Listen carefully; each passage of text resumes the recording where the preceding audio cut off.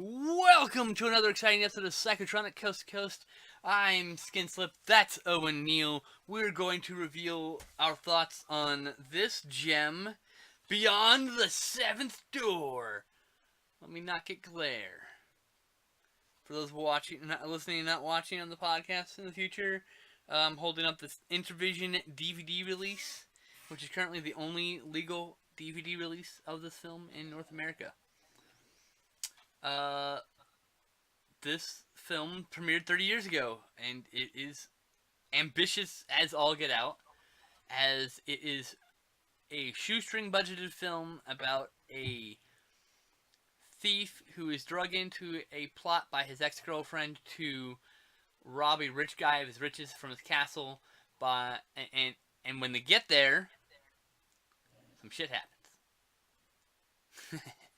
Anyway, so Owen, why don't you Yes, why don't you take us through what you remember? you pretty much said it all.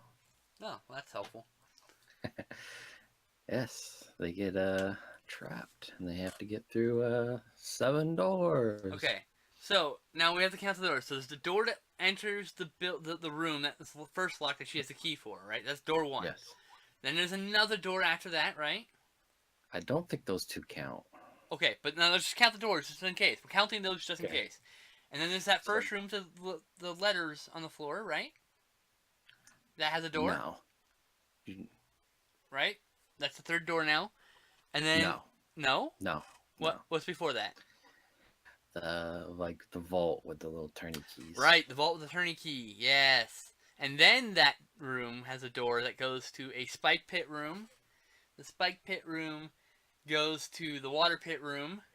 The water pit room is the seventh door that they have to get But through. he calls the last door the 7th door.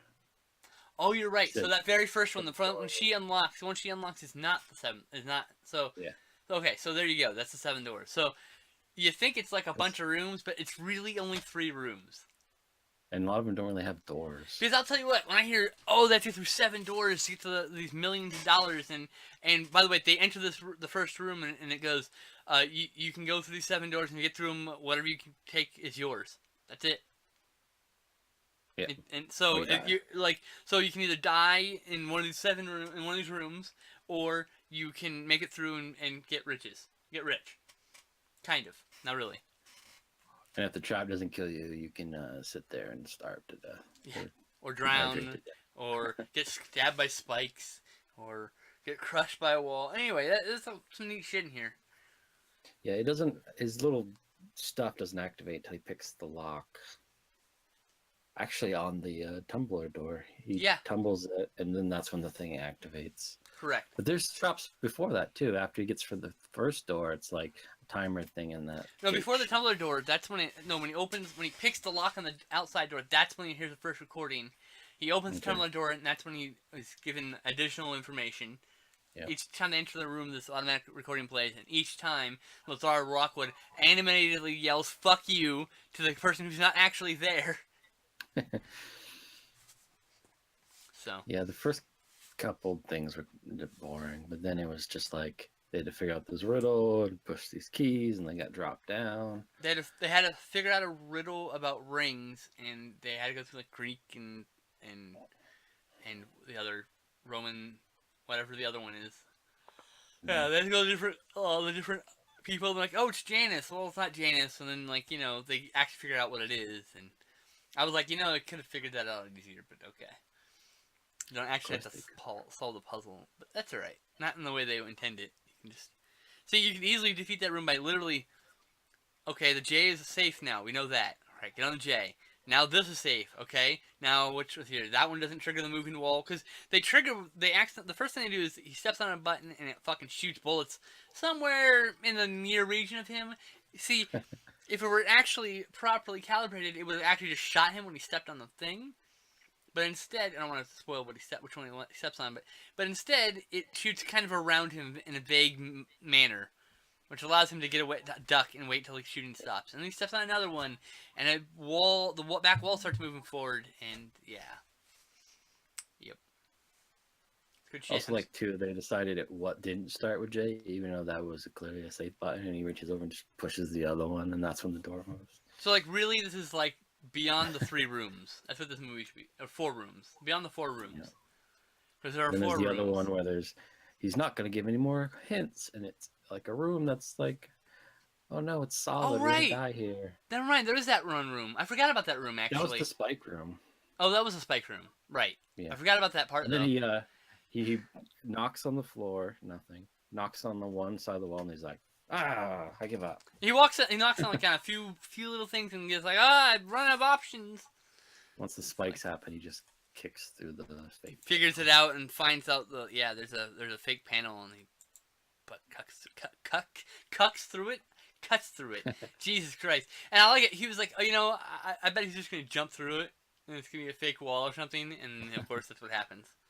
Pretty much. Yep. And then she falls in a pit with a dead guy and water fills in it, and he kind of just lays up top, does nothing.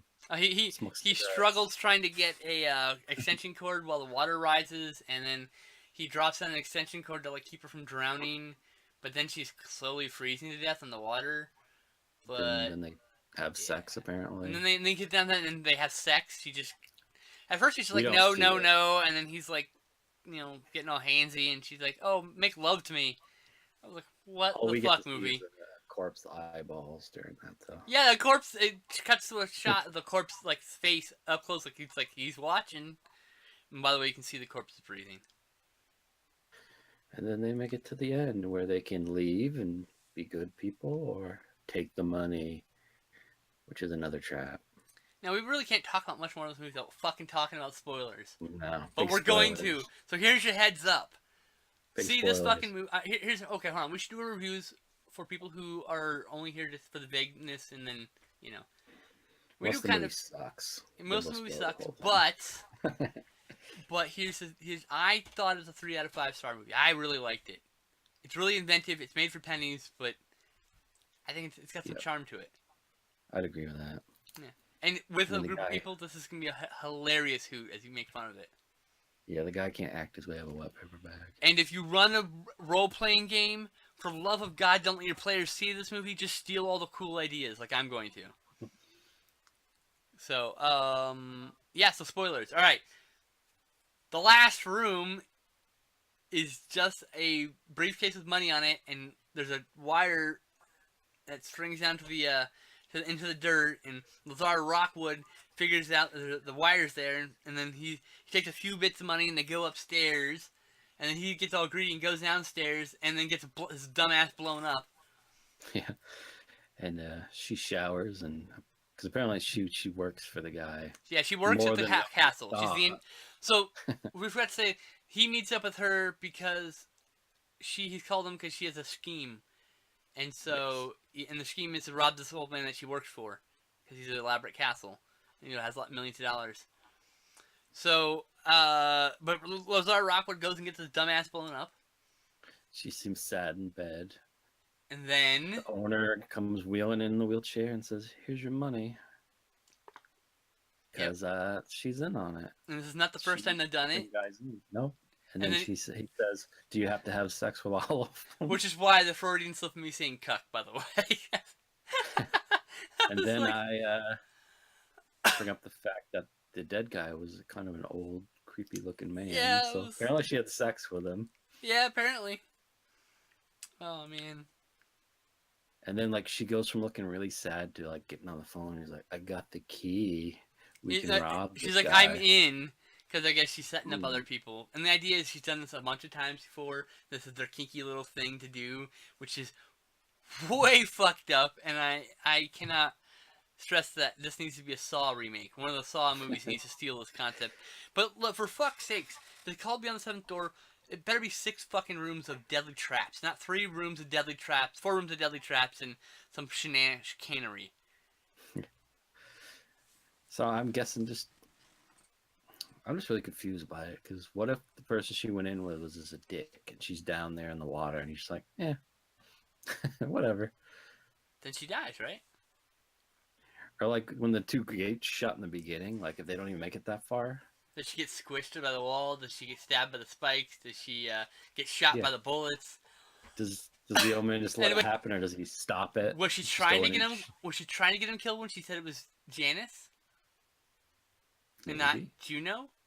Because obviously she would know the answer, right? Unless they change it up, maybe he makes a new riddle and changes it every time. And your kitty's back. Because it seems like that a lot of these things would kill them. Like even if they didn't make it through the first part and that gate shuts, the other door's locked. Is he gonna let her just starve to death with him, or is he gonna come in and like let her out and then shut the door and let him starve? Hey, leave your logic at the door. I mean, she should be the one that's worried about that. Does someone go in and when the wall retracts in the first room, does someone go in and lay out the dust so it's nice and even again, so it has a chance to peel back and doesn't look so when someone enters the room they don't go, oh, this wall is gonna slide forward.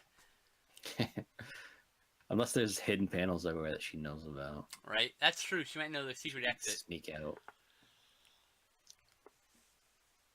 But yeah, she apparently just gets paid big money to lure criminals that she apparently used to date. Yeah, so this is directed by B.D. Benedict, and he wrote it for Lazar. This was Lazar's first on-screen performance. He does not speak English as the first language. You can fucking tell. Yeah. Or, I should say, or he's got some speech problem, but I'm pretty sure he's a foreign person. So. But you had the commentary playing there for a second, and pretty sure the director said, he was part of a house painting crew at his house. Right? I was like, what? I gotta go back and watch this because I was only half paying attention because I was setting up the stream while I just let the commentary play, which is something I do from time to time. Like you. I'll hire you. There's also there's a documentary called Beyond the Seven Doors, and the King of Cayenne, and appreciation legendary Toronto eccentric Ben Kerr, who's the old man. Don't be fooled by that cover though. So I guess dude. This cover is so fucking rad. Yeah, but there's like a skeleton hand and shit coming out of that. Yeah, it's definitely misleading. I ain't gonna lie. I think it's the original cover though for some reason. Maybe it's a recreation of the original cover. Looks kind of modern, so it might just be a recreation. In order to reach it, one needs 7 lives. To find out who it's behind, one has to die, which none of that happens. It's a lie. That's a lie. You don't need 7 lives, which implies 7 people would have to die. And to find out what's behind it, no one had to die. Just so we're clear. So I'm assuming every time they've done this, person has died. No one's just been like, nah, and just like came up and just walked out of the castle. Yeah, like I give up. At the end, by the way, here's the big spoiler. He goes back down to the elevator, the secret elevator, to the room with the money, and loads up almost all the money into his jacket. Goes to walk out, just can't resist leaving the last bundle. Picks it up, and that's enough weight removed from the table. That last bundle was all it took. Could have left if he would have left just one bundle, he could have walked away with almost all the money. But he took that last bundle, and all we hear is a boom. Have there has been some people that survived and they just left the castle? Yeah, maybe some people just grabbed a few $1,000. By the way, she has some of the money that he gave her upstairs now too. So I mean, I don't know. He took that money. Oh, did he? He put it back in his jacket, went back downstairs. She wouldn't take it. Oh, that's right. Oh, dude. The way I imagine it is some guy's like, nah, I don't want that, and he leaves, and then she just jumps on him and just starts shanking it. Nobody leaves. I think this is my favorite we've done this last year and a half or so. Yes, this and Mutilations I think are the 2 winners so far that have come out of the new releases. I believe your next pick is which again? If we do our next pick, it'll be the Paperboy. Paperboy. 1994. Played a lot on USA, the channel. Constantly, USA. During the day, even. You said that because my girlfriend's coming tomorrow. She's at the airport right now. And then we're picking up tomorrow when she flies in. And she might be joining us, and I might have her pick the movie from whatever we have laying around. You know, I'll have her pick it like earlier in the week so we can get you hooked up and all that. But if she wants to join us. Otherwise, we'll just be watching the movie he chose. Otherwise, that movie will come the week after next. She's only going to be here for a week. I'm not your mother. Yeah. That's my favorite boy. Oh, God. All right. And for anyone who wants to get ahead of the ball, this is my next pick, Equinox. I don't know which cut we're going to watch yet. Your cut, obviously. There's 2 cuts, man. And neither of them are, like, good. Anyway, aren't, like, neither one are, like, the preferred cut or anything like that. So, they have different things about them. I have to look into it again. Anyway, so that'll do it for this week. I know it's a short episode, but, like, we gave you a lot of spoilers, but we didn't want to spoil a lot of the good shit. Like, there's our Lazar Rockwood's hilarious overreacting, his chain smoking, just, yeah. His tongue. His tongue, all the little weird things he was doing with his tongue. Oh my god. Drink every time you see his tongue. Yeah, every time You he might does die. something stupid with his tongue, you might just fucking, yeah, you'll die of fucking alcohol poisoning. You need to get your stomach pumped. So yeah, we'll see you next week for whatever we watch. Take it easy. Oh, where's my else? Falling asleep over here. Take it easy, guys. Peace.